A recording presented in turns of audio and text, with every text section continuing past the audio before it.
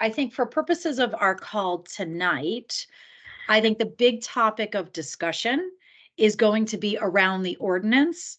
And so to ensure we're maximizing, maximum participation of our fellow commissioners, maybe we'll reserve that and we'll roll through the other items on the agenda to give folks some time to get in the room before we get into the meaty stuff. So I have circulated a copy of the January minutes. I was chuckling to myself today as I was recirculating it because I realized we didn't actually conduct ordinary business in February because, as y'all know, we had a lengthy appeal. And then in March, we couldn't actually achieve quorum. So we've actually not had opportunity to approve our January minutes. But I recirculated them earlier, sent them around in January. Have those of you on the phone had an opportunity to take a gander through those minutes? Okay. Yep. Great. And any edits or comments to them? All right, I'll entertain a motion to approve them. Motion to approve minutes. Okay. Second. All in favor? Thanks, Sean. All in favor? Aye. Aye. Any opposed?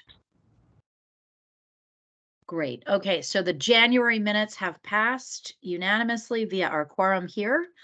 Gurjeet, can I kick it over to you for the executive director's report? Yep. Nothing new to report on here. Just at some point, I know you guys have been busy with your ordinance, getting that wrapped up. But at some point, I know Helen, you and the commissioners had asked to see if we could get the vendor for the AAP back. So, just when you have time, just circle back and let me know what month you're still thinking for that. Oh, I thought they were on our docket for May. Is that not the case? I can confirm with her if you still like that for May. Yeah, I think so. Yeah, I think absolutely. If we can get them in on May, I think we've all been planning on it. Okay, and did you just want another overview of their process, or was it something specific that you wanted to talk to her about? Yeah, I mean, we'll go back through all of the notes and the minutes of our prior discussion around it, but I think, guys on the phone, please course correct me. I think what we wanted to see was the same training that they give to that the vendor is giving to the workforce, so that all of the commissioners have the benefit of understanding whatever everybody else is seeing and hearing, and then sort of the same kind of, to whatever degree in that training, they're going over the affirmative action plan results for this year. But I was thinking we were going to get the same thing that the workforce is getting. Okay, so the workforce heard from the vendor really for the first time in kind of a training type thing on December 1st. That was the first time we tried it with a broader workforce, like basically kept it open to anybody. So I think that may have been what's inspired, inspired the commissioners to ask for the same training. So I'll have her basically do that same kind of thing for you guys and see, just confirm she can do it in May. But we did that in December with everybody, and she just went through the AAP and explained how they got what they got, how they get the results. And how long, Gurjeet, is that training? I don't think the slides are very long. I think we allotted an hour for the overview, just in case there were questions from folks. And again, this was open to anybody, whether it was HR folks or directors or anyone to come and attend. So it's up to you how long you want her. If you just want her to go over the slides, that'll probably take 15-20 minutes. But I imagine you'd probably want some Q&A. So you may want to allot at least 45 total, I would think, at minimum. Yeah, that's great. I think we do want the Q&A, and I think we'd love to see whatever the workforce has seen. And if there's any other component of it that gets a little bit more granular on the plan that mimics what we would have seen last year, I think that was helpful to the commissioners. I think it was a fruitful session. So, if there's anything deeper that he or she wants to get into with us, I think we'd welcome it. Okay, sounds good. Awesome. Anything else, Gurjeet, on your docs on executive director report? Nothing else. It's new at the moment. Same old. Okay. Got it. Okay. Gurjeet has sent the statistical reports. I think, Gurjeet, you sent that around last week. Any questions from the commission on any of those reports? Okay. Any extensions, Gurjeet? Nope. Okay. All right. Now, we could, Sean, sort of kick around the member reports right now. I'm just sort of looking to see who we've got so far. Anything, Sean, on the Equality Task Force front? Nothing as of yet. Gurjeet, have you or has HRC reached out to you? For Just like an introduction, because we there was that change in personnel, and they have been sort of radio silent, and that's kind of, yeah, I it's don't been know, odd. maybe disheartening. So No, they haven't reached out to me. If they reach out to you, please let me know. And likewise, I'll let you know. I haven't heard anything from them in recent months. okay, sure, I'll re-engage as well, and maybe, I mean, I have no problem even stopping by HRC headquarters in DC sometime. If I can just make time to, if we don't get a response within the next month, I will probably just do that. Okay. Okay. And Awesome. Sean, question for you. I'll let you know. Thanks. Sure. Sorry, guys. I think I have a delay on my computer, so my apologies if I'm cutting anybody off. It's not intentional. Sean, question for you on Equality Task Force and in particular, the MEI score. Are you still tracking on the anti-bullying policy, inclusion of conversion therapy language in the ordinance? I think that's it. Those are the two open items, or is there anything else? I guess the other one was the same-sex partner health benefits. Is that what it is, Gurjeet? I think that was the last. Those three issues, I think, were the things that just kept getting. The county keeps getting dinged by Yeah, from but HRC. I think two of those things, though, and I don't want to put Anna on the spot because I haven't looked at it recently, but there are two things that we, I think, didn't get credit for, and that we should have. One they fixed, actually, which was LGBTQ liaison, and I've been that since I've been here. But for some reason, they used to give us credit. Last year they did, and then they fixed it. But the other thing was the benefits, and they specifically, I think they wanted a certain piece of information beyond what we submitted, like something from Kaiser saying specifically in a certain way. And and without being able to reach them, like I think I've shared with the commission earlier when we were trying to get a score correction, even though we have a perfect score, there were some areas where we could have gotten bonus points that we didn't, and it was not due to what we thought were responsive responses. But they just didn't respond. Yeah, I think a lot of it was the staff turnover as well. So hopefully they've got some stability now since Colin left, and the new staff is transitioning on board and stuff. And I'll reach out again just to make sure, because usually they'll send out the MEI, sort of the draft of what they're looking for around the June timeframe, if that's my understanding. And then so we'll get the sort of the preview of that. So we'll keep pinging them, Gurjeet, and if I hear something, I'll certainly let you know, and that way we can make contact with the staff there. Perfect. Thank you. Likewise. Oh, no problem. Okay, and again, I'm putting a really fine point on this issue only because it's going to relate to what we'll talk about with respect to the ordinance. And I wish we had more people on the line, but I'll just roll into it for sake of having a cohesive meeting here. We're going to have to decide tonight on what our strategic approach is going to be with respect to the ordinance, right? And one of the paths will be to include a very, very light markup for now. In fact, why don't I just take a step back and I'm just going to launch into it. I've been trying to buy time to let more folks join. Oh, there we go. Whitney, how are you? Hi, can you guys hear me? Yeah, we've got you now. You've joined at the absolute perfect time because I was just going to pivot over into a discussion of the ordinance. We have, just to catch you up, Whitney, we've kind of rolled through the other administrative pieces of our agenda so that we can really reserve our time for a good fulsome discussion on the ordinance. Okay. And where we were was just hearing from Sean on the Equality Task Force and some of the missing pieces that will factor into a higher score on the MEI index. And one of the three open pieces is whether we have legislated for the conversion therapy ban. And if we have that in our local ordinance, we fare better on the MEI index, which is a very good thing for us. So just pin that as I'm about to sort of frame up what our options are on a go-forward basis with respect to the ordinance. But let me start by just giving everybody on the line who's not on the drafting committee an overview of the work that has happened to date. Okay.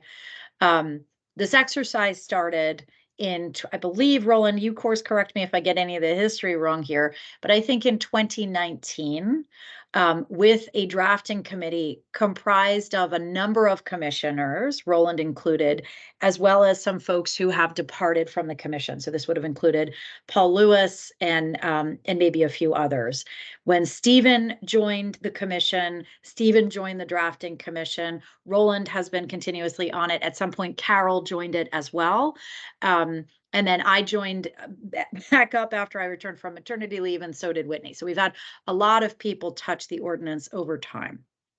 In Roland 2020, I think it was either December of 2019 or January of 2020, I think you submitted a markup of the ordinance to the board where it languished in COVID times for a pretty significant chunk of time.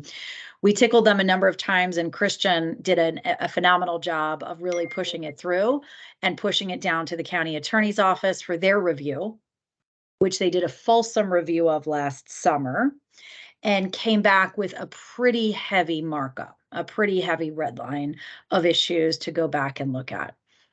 The drafting committee, which was a smaller group and a slightly different group at that point, met with the county attorney twice last summer and into the fall, iterating on some of their comments and some of their markups.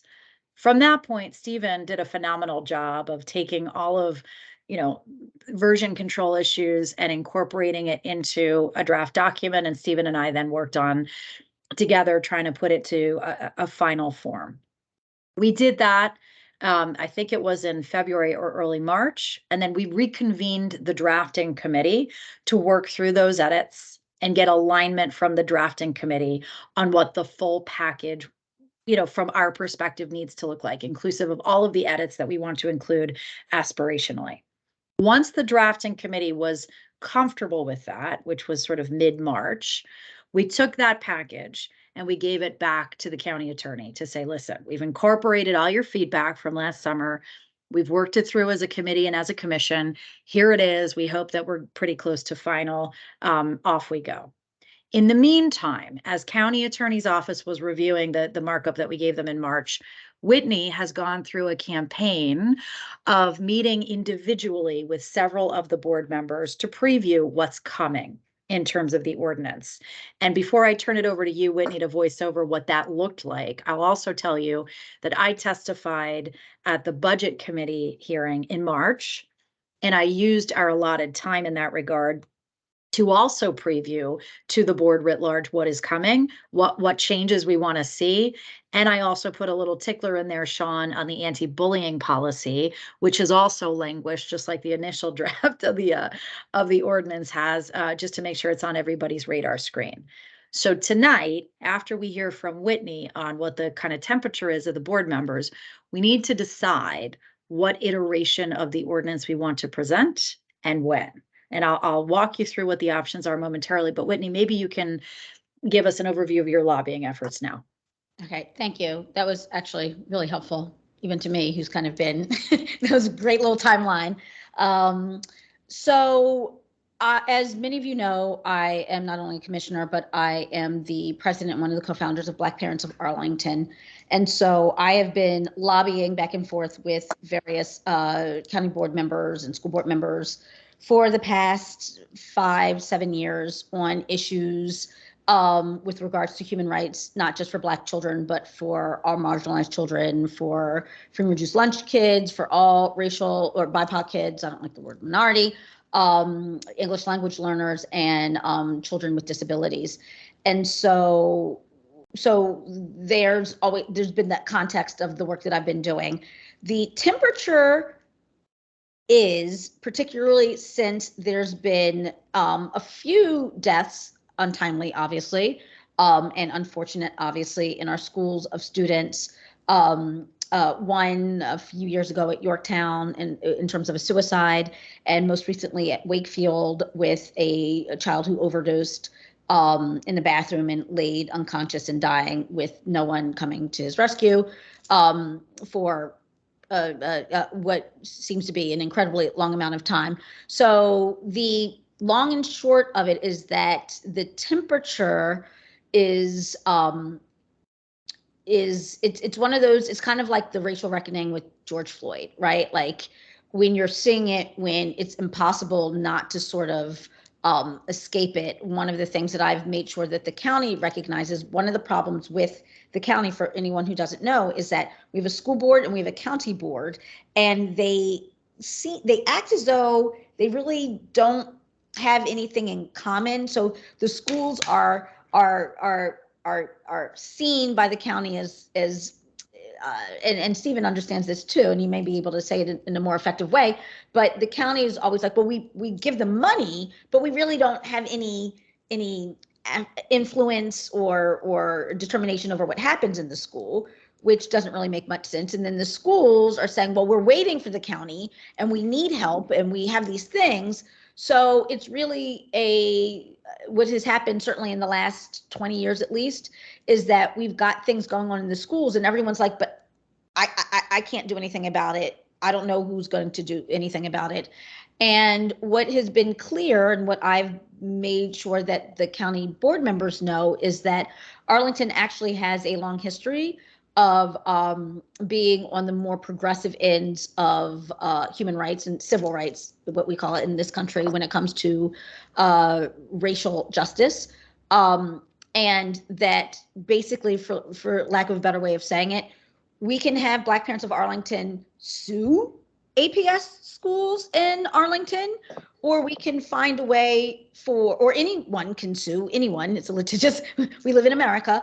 Or we can find a way for parents and teachers and students and families to be able to work within the realm of the Human Rights Commission and non-litigious means in order to create better outcomes for students and families and teachers. And so I think that they understand that. Again, I was just talking to the daughter of Dorothy Ham. And again, Arlington in 1959 was the place where desegregation actually ended, based on the work of Black parents and Black mothers specifically in ensuring that there was racial justice in the schools. Black parents have never stopped caring about that.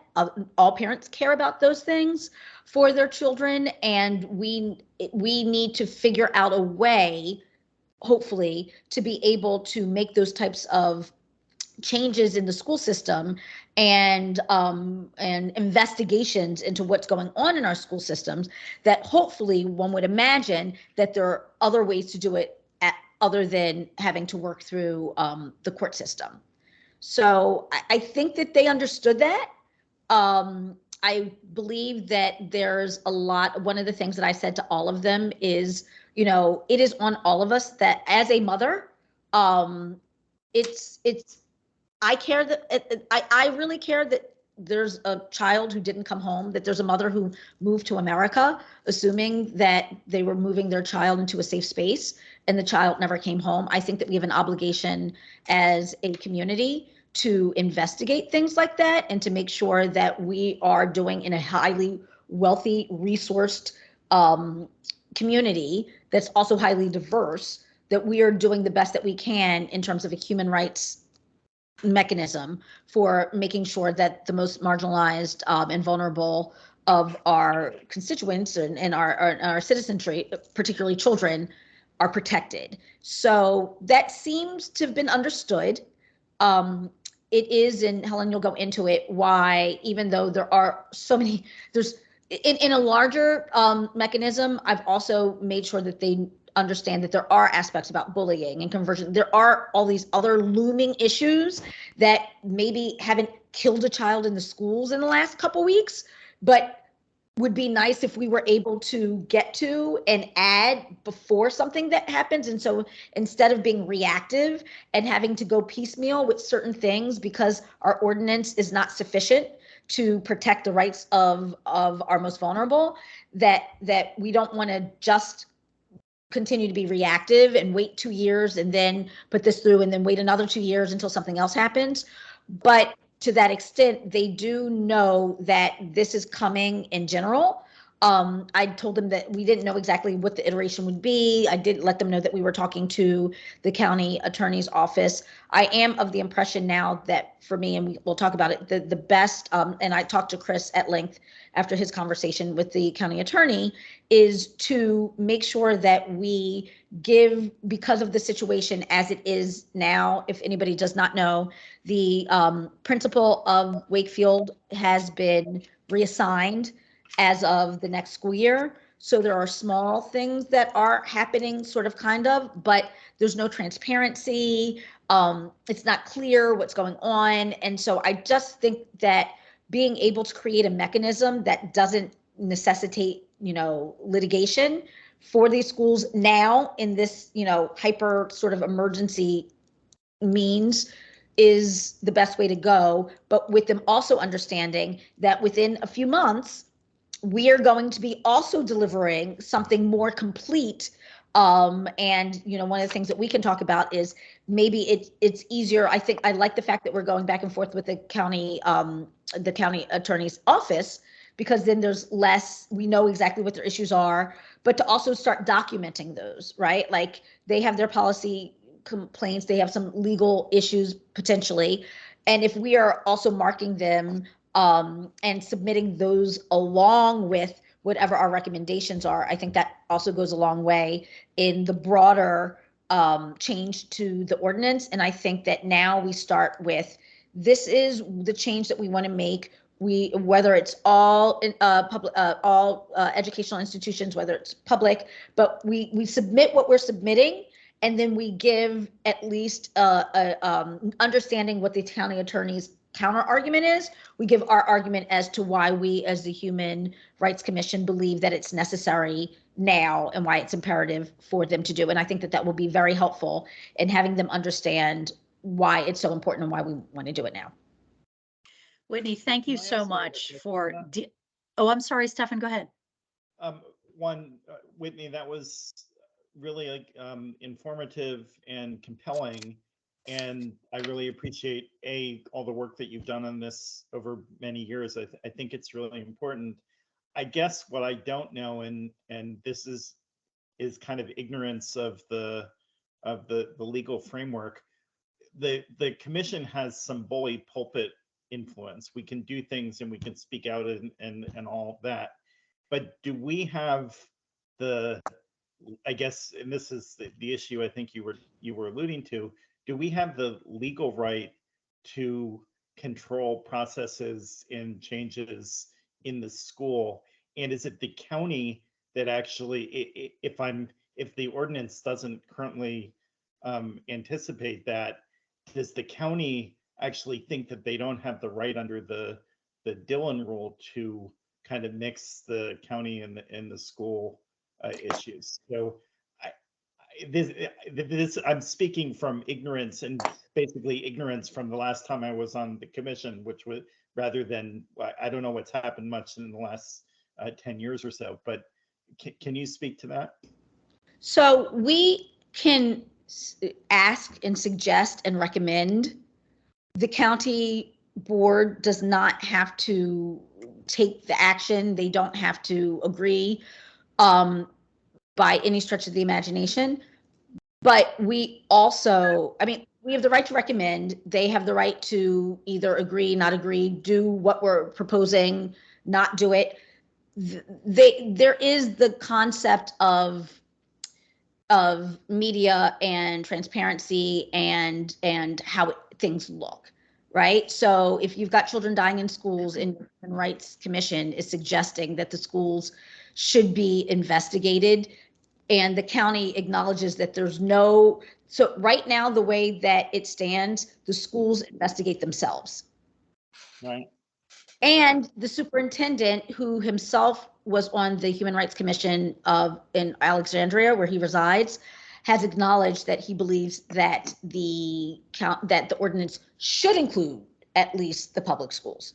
So in a time and place where if at any minute something can become newsworthy, I think that it's not so much that we can control it or we can't mandate that the county do it, but we can suggest highly the reasons why it's in the best interest of the county to do this, as opposed to continuing to do nothing. And what I will say is, the people aren't on the county board because they don't care about people and children. So these are people who it's supposed to be a part-time job.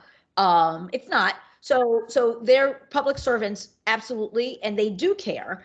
We are doing is we are in our advisory capacity suggesting a mechanism for them to be doing something that they're kind of questioning what they have not been able to do or not, or can, which is how do we make sure that the schools are functioning in a manner which is consistent with not only just our equity resolution, but our human rights ordinance and just who we as individuals, how we want our community to be. So it's more of that advisory recommending.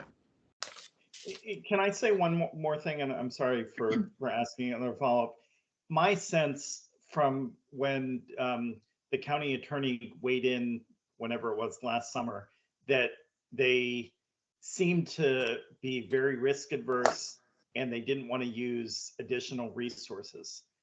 I think that both of those things are to a degree bogus, but I wonder, did they also weigh in on this issue and say, we don't think we have, did they weigh in on whether it was appropriate for us to be involved with this, or do they just, they didn't? I'll take that one. I'll take that one, Whitney, just really quick. And I track your question, Stefan, exactly. And the only other update for the benefit of this group is about an hour and a half ago, we got an itemized list of issues from the county attorney's office with the latest markup. And what is conspicuously missing, Stefan, is an argument that we don't. Now, she may still make it, but she did not say in her issues list that she thinks that it's jurisdictionally problematic under Dillon's rule. Now, candidly, I've not done a really deep dive into the issue, but my very cursory review of it is that I agree 150% with everything that Whitney just said about what our role is on the advisory side, right? On sort of leveraging aspirationally what the county should do and should explore ways to change if there is a Dillon rule friction, right? That might be our lobbying effort with the General Assembly next year or the like. But I think that we probably do have a bit of wiggle to suggest that there is no reason why our ordinance could not encompass schools. And I really liked, Whitney, what you had just said, because it distilled perfectly down to this issue of how can the county schools be governing and investigating themselves on issues of this material importance, right? So I'm optimistic, Stefan, that we're not going to get a precise Dillon's rule challenge on the jurisdictional issue. Could be coming, but it's not in what came across before. Just for the sake of completeness and to build on what Whitney said, and again, let me just echo my thanks to you. That was really, really fulsome, and I appreciate all the informational overview of it, but more importantly, the work that you're doing and have been for so many years. It sounds like your work was well received and was excellently and beautifully articulated, and obviously one of the most important things we could do as a commission. So we were optimistic, the drafting committee was anyway, that with all of the iteration work that we had done in incorporating the county attorney's feedback from last summer, I think Stephen and I were hoping we would have sent that across and she would have been like, looks good, 2 issues. Nope, we got sort of 8 or 9 issues that came through, which says to me, the exercise of getting the full package completely vetted through county attorney's office is going to take time, right? And is not something that even if we tee it up to the county board in April, they're going to send it back over to county attorney and they're going to iterate on a number of these issues. All the while we're waiting to get the answer on this schools issue. Okay. So to put a really fine point on the options that we see at the drafting committee level. All right. Option one, in light of the urgency that we're hearing Whitney talk about in terms of getting schools jurisdictionally covered by our ordinance so that we have investigative authority and some recourse for marginalized folks that should have access to the protections of our ordinance. We do a very, very streamlined markup right now, where all we do is make the jurisdictional change to say, and by the way, the current version of the ordinance says, these rules apply to any and all private schools. So what's accepted from the current version of the ordinance are public schools and public universities. Okay. So option one right now is a very, very light markup that just changes that to say any public or private school or university, so that we are very explicitly picking up jurisdictionally schools within the scope of our ordinance. That will be like, if you think about the red line, that's like a little bit of red on the page in one section, and everything else will look like the 2020 ordinance. And as Whitney is describing, along with that would be a bit of an advocacy piece that we would write on behalf of the commission, explaining the why we think that this is important and explaining the urgency, while previewing that there is an ongoing work stream to make other critical and necessary changes, but that may have less urgency than this one. Okay. So option one is we jurisdictionally cover schools. We do it now, and we continue to push hard with county attorney. Option two, other end of the spectrum. Okay. Maybe in the next week or two, the drafting committee takes on board the edits that we got from county attorney, incorporates them, does whatever we can within our comfort zone to get those revised, right? And then we submit the entire package as is to the board. It will include schools, but it may not be immediately approved, but we're on record showing exactly what we are asking for. And we've done a lot of work, and this has been pending since 2020. And so it's long overdue. Okay. So that's whole hog. All right. The third option is we take a very measured approach. So not as light a red line as just schools, but we add things that we think are urgent. And the top things that I think from an ordinance committee perspective are probably the highest priority are schools, fixing some of the issues with the current statute around protections for persons with disabilities, because the statute is wildly antiquated in that regard. Adding source of funds, which is an issue that we have been talking about for 2 years, particularly in the housing context, and adding conversion therapy, which tracks directly to what's already in the Virginia Code, so certainly has no Dillon rule issues. And that, I asked you guys to pin this before, that dovetails with what Sean is solving for over on the Equality Task Force side, because that's one more thing that will foster our Municipality Equality Index score, MEI score. Okay, so it's sort of the middle ground, a slightly heavier markup, but not quite as fulsome as all of the things that we'd like to add. And even with that middle ground markup, we would still do the advocacy piece on the why we need this and preview that more is coming, but there's further cycles to be done with county attorney.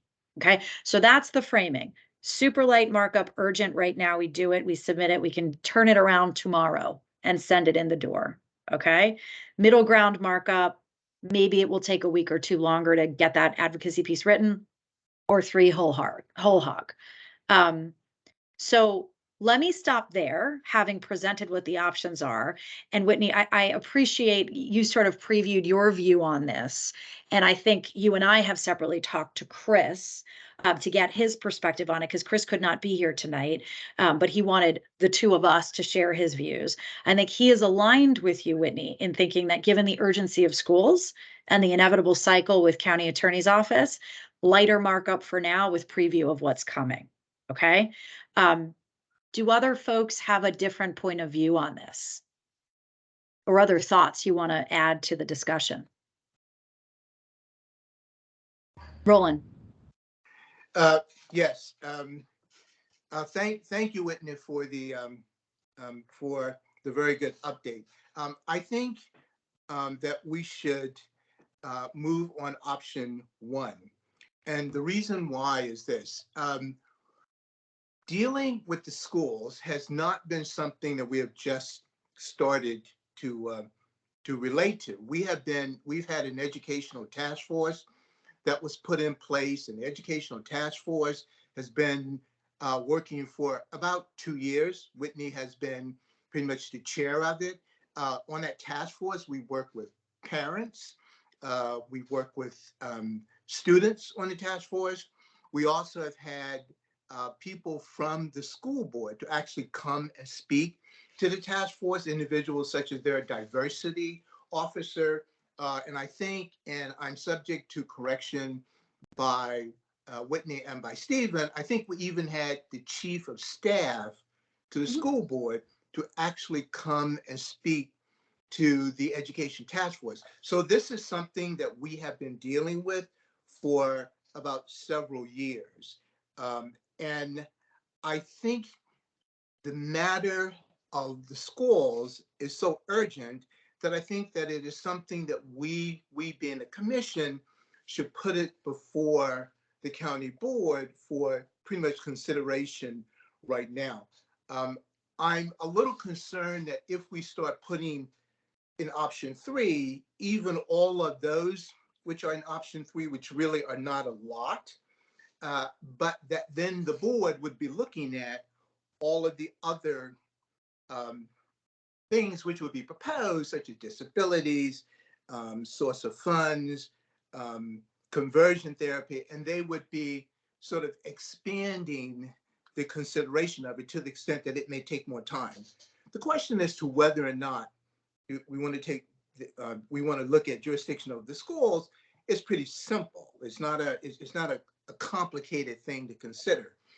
Certainly in municipalities here in this area, the Human Rights Commission has authority over schools. If you look at the Human Rights Ordinance there for Alexandria, it has some jurisdiction pretty much over public schools there as well. So I think that because of the sheer importance of this, that this is something that we should put before the county board right now. And by the way, in the discussions that the draft committee has had with the city attorney, they didn't say that jurisdiction or our request to assert jurisdiction would violate in any way the Dillon rule. They made it a point of saying that it did not violate the Dillon rule. They just used the term policy considerations for the whole thing. So legally, I think we would be pretty much on sound ground by doing it. So I'm all in favor pretty much of option 1. Okay. Thanks, Roland. Thank you. Sean? I'm sorry, Stephen, I was going by hands here. No, Stephen, go ahead and I'll go after you. I did not raise my hand. I will go to the end of the list. My comments really quick, and I concur with Roland's comments and Roland's point and Whitney's as well. The further we kick the can down the road, the longer we wait and we get nothing done. And so we end up in the same situation that we've been in for the past several years prior to my time.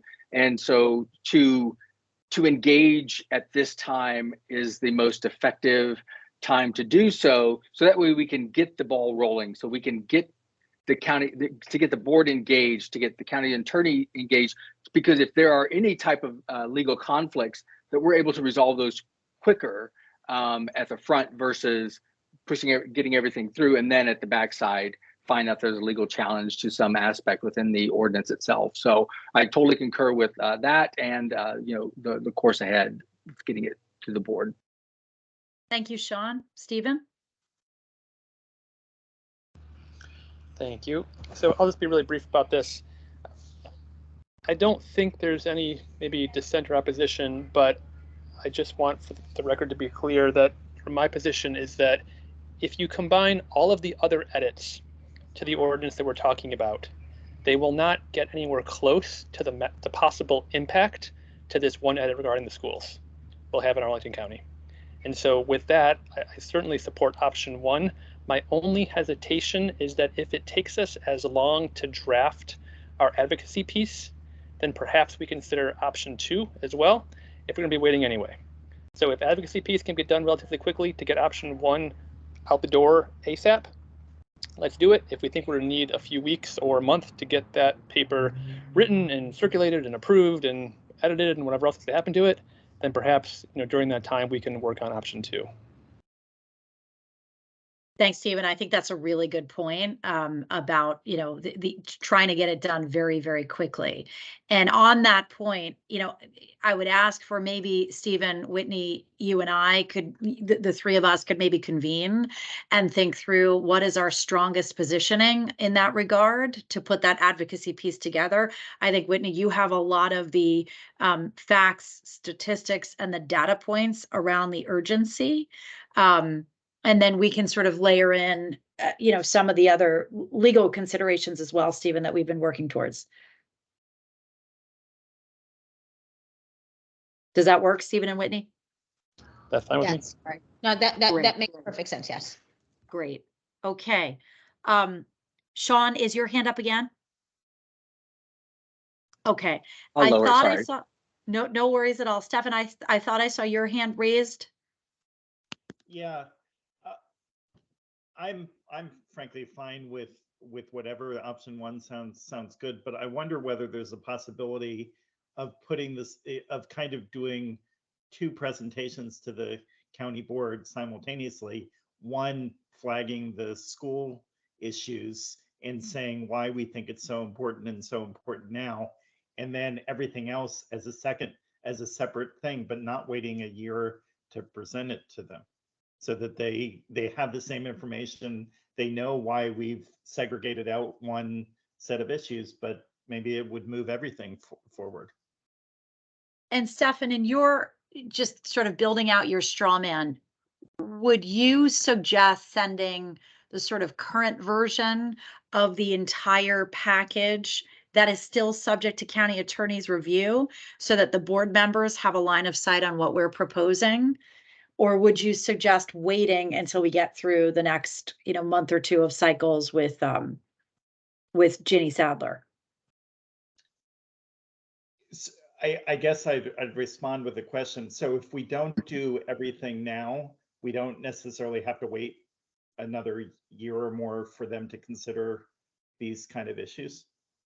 I think our thinking with option 1 would be within the next week or 2. We have the marked ordinance, the advocacy piece, and we submit it up to the board under HRC letterhead, right?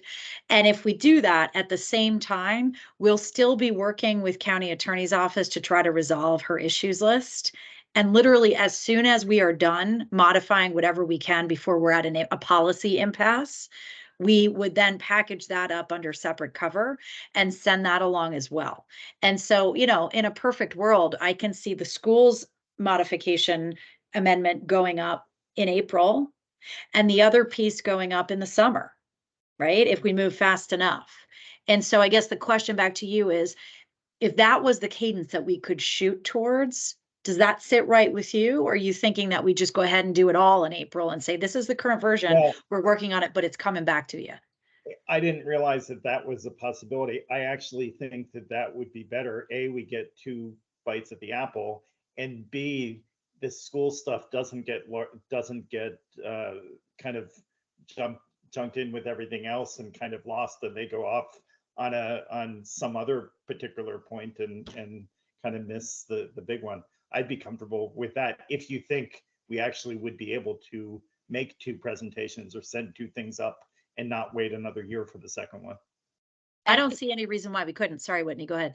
No, thank you. So I agree. So what I've basically been saying is this is coming. We've been waiting on all these things for years. Now we're at a point where this is an emergency. You guys are like, we don't know what to do. The schools are like, we don't know what to do. But what I've also been saying is this is also a time to look at this as an emergency, but to recognize that this is not a good way to do business. Waiting for the emergency and having to piecemeal things is actually not a good way to do it. So we're going to take this and have you vote on this now, but with the understanding that all of these other things are coming, and we would like for you to not sit on them for 2 years, to have God only knows what happens in 18 months happen. So then we have to go through the same type of thing and piecemeal it. So they do understand it from a strategy point of view. to the extent that I understand that I understand the pull when you are a county employee, but to the extent that we are coming with not just good policy, excellent legal concepts of with our neighboring partner, neighboring jurisdictions who are doing this, but there's a huge ethical issue, right? Where the human rights, so it's not just law, it's also ethics, it's morals, it's who are we as a community.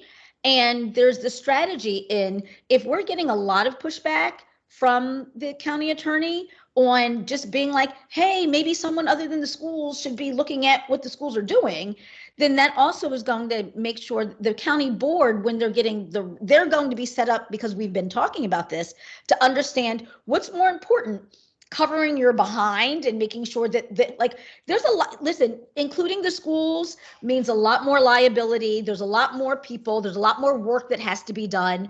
No one is suggesting that that's not the case. What we're saying is there's a moral imperative to not make that the number one thought. So if what we're doing is being pushed back by, yes, but this is a lot more work, then that actually may, if that's really the argument, if that's the big policy argument, is that it's hard, then when we come back with these other things, the county board is already understanding that the county attorney's office is coming from, yeah, but we just don't want to do this much more work because it's hard, even though we're talking about people's human rights that may or may not be important. So from a strategy perspective, if we're getting pushback on the one little thing that we're asking, which from a human rights perspective is highly reasonable, and again, one could suggest is a moral imperative based on the equity resolution that was passed by Christian Dorsey when he was the chair 4 years ago and is the current chair. If there's pushback there, then this is a really good strategy way for us to get it across, with the understanding that what we care about in our commission is the human rights of the people who live and work and are educated in Arlington, and that's our number one concern. Yeah, Roland. Thanks, Whitney. I see nothing wrong with sending just option one up there immediately, even though there are several things that we're pretty much doing. Because in the past, we have sent, as a commission, several things up to the county board, and some of them the county board worked on, and some of them the county board hasn't. For example, the bullying policy has been up there for 5 years. So we have proposed something like that for 5 years, and they still haven't done it. The source of income, we have endorsed pretty much the source of income. Nothing has pretty much been done pretty much on that. Although there are outside groups which pressured the chairman of the board at a recent meeting of the NAACP as to what they're going to do. Surprisingly enough, when the chairman of the county board appeared before the NAACP, the first two questions that he asked dealt with the Human Rights Commission and dealt with the Human Rights Ordinance. So there is a concern pretty much out there by people regarding what the ordinance should be doing and the groups that the ordinance should be covering.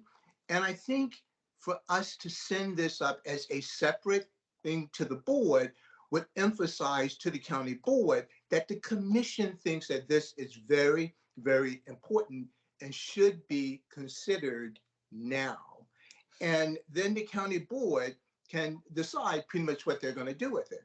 The city attorney is already on notice regarding it because, as everyone knows, the city attorney is really the attorney to the county board. So whenever we talk to the city attorney, we really are talking to the attorneys to the county board. So they know everything about the ordinance, and we've been working with them, and they know legally what can be done and what can't be done. And so if we present this to them, they're certainly not going to be surprised about it. And I frankly think they probably have discussed something like this with the county board members. But I think we, as members of the commission, have to deal with our statutory obligation.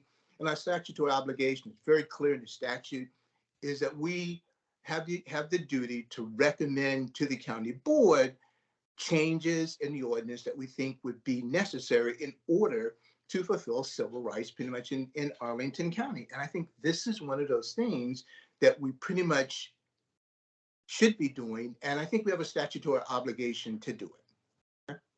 Thanks, Roland. And to build on that, I think it's just simply not uncommon that there's iteration to an ordinance and there are amendments that happen over time. This happens with federal statutes. This happens with other jurisdictions, ordinances, and statutes. So I'm not overly concerned about the notion of doing this now and then having a subsequent update after we get over the hurdle, the prioritized one. Frankly, if you look at the history of our ordinance, it was updated in 2012. It was updated again in 2020. Now it will be 23, hopefully later in 23.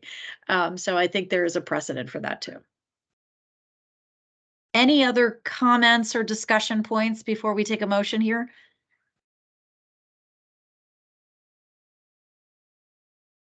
Okay.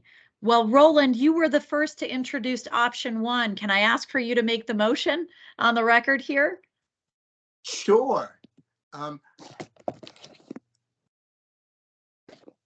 move that the Human Rights Commission adopt option 1. And option 1 being the light markup to jurisdictionally cover schools within the scope of the ordinance alongside of the advocacy piece, right? Yes, yes. Thank you. Any second to the motion? I second. I second. All in favor? Can I make have a question? Is there a way that as part of the advocacy piece, we could allude that the other stuff is coming? Like put it into the document that this is not the be all and end all, or some I think so. Or some Absolutely. other way. But I think so. I think I think we can part bake of that our into the argument. framing. Go ahead, Whitney. I'm sorry, Helen, but I think that that's actually part of our argument, right? That we don't want to have to keep piecemealing this. We don't want to have to wait till emergencies. These are the types of things that we've been asking for you to do. These are what's coming. And I mean, we can, the wordsmithing it, but I think that that's absolutely appropriate and actually helps our argument in why this really could have been done differently.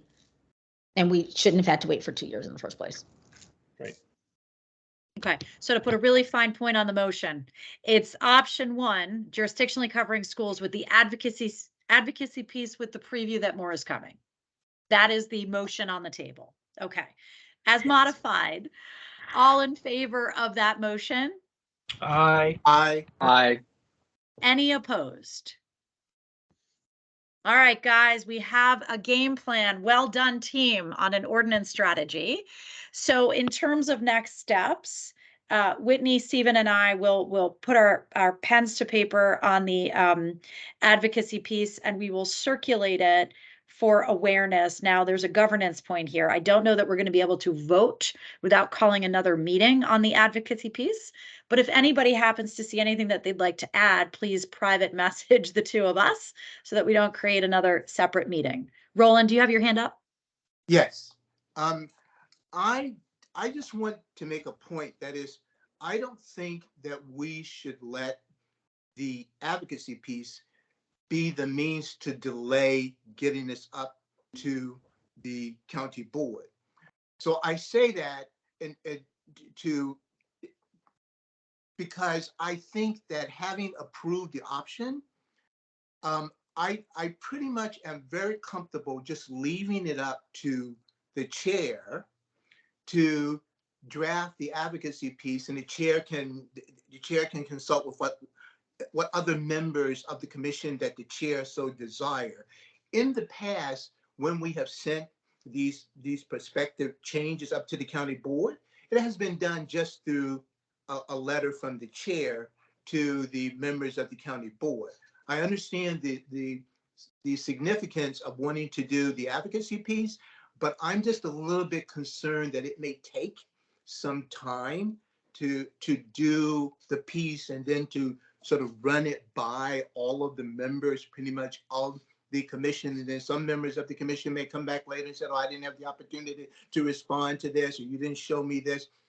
I'm very, very comfortable with just letting the chair have total control over the submission of the piece, drafting it and submitting it. Roland, thank you for that. Anybody have a different point of view on that? If not, I am happy to work with Stephen and Whitney, and we'll get it out and we'll drive it to completion. Excellent. Okay, I think we have gotten through pretty much our entire agenda. Before we break, let me just open it up to see if anybody else has anything to add by way of member reports. There are going to be a lot of other things that we'll talk about with a broader group, but I really reserved our time today on ordinance and not got too detailed in the separate member reports. This isn't a report, but a question. I thought we had a good conversation last summer or fall with the sheriff. I thought it was useful, not perfect, but useful. I wonder if after the upcoming elections, we could invite the new sheriff at some point this fall to talk about similar concerns and make sure that that's on his radar screen. Excellent idea. Gurjeet, can we work with you to set that up after the elections? Sure. Which month are you thinking then? So I don't, what is the election that the election is in June. I assume that the person who wins in June probably is going to win in November. Do you think we need to wait until after the general for this, or? If I can, so yes, there's a primary in June and then there's a general election in November. The interim, the acting sheriff can come and speak to us in or before whomever is campaigning. There will be it'll be an easier campaign after June. There'll be an easier campaign after June. So waiting until after November isn't necessarily the issue. If what we're really garnering, if what you want, Stephen, is like more of a concept about what's going on in the jails and what the current sheriff has been doing and what will continue, I think it sounds like what you're saying is sometime after June, even if it's technically before the actual general election, might work.